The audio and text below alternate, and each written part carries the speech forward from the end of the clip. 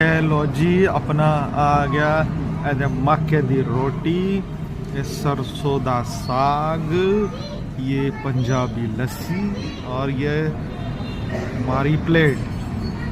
अरे हमारी, ये तो राजस्थानी हो गया। ठीक है, ये पंजाबी बोलण्याचा प्रयत्न चालू होता, पण मक्के दी रोटी, सरसों दा साग आणि हे जे आपण पिक्चरमध्ये किंवा आपल्या नेहमीच्या बोलीभाषेमध्ये ऐकलं होतं की हे खूप पंजाबचं फेमस जेवण आहे आणि आपण ते आज करणार आहोत.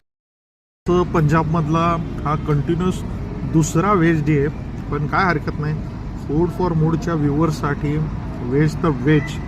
पण काल आपण गौतम ढाब्याला जेवलो, तिथं हे मिसिंग होतं, म्हणजे ही मक्के दी रोटी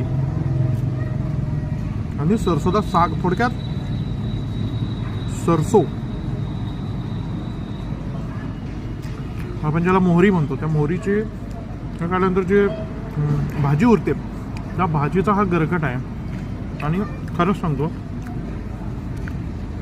ह्याला एक वेगळी अप्रतिम चव आहे. म्हणजे जसं आपण करडीचं तेल खातो, ठीक आहे, किंवा याला करतो ना, त्या तेलाला एक जसा वास असतो ना, तसा या वास या भाजीला आहे. आणि अनेक पिक्चर्समध्ये,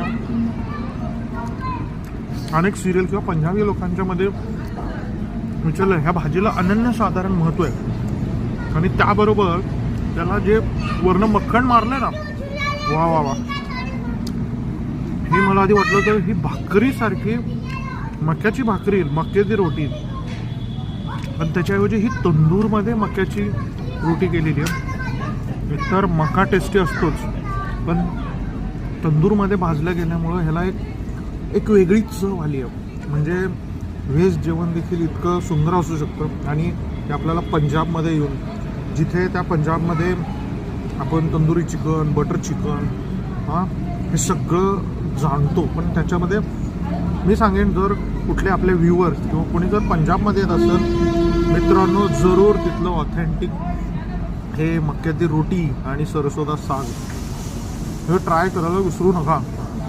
त्याचबरोबर स्वीटमध्ये ही लस्सी आहे, आपण तिला जरा नंतर कव्हर करणार आहे. आधी त्याच्यावरती मन भरून घेऊया. व्हिडिओ आवडला तर नक्की शेअर करायला तेवढा विसरू नका. धन्यवाद.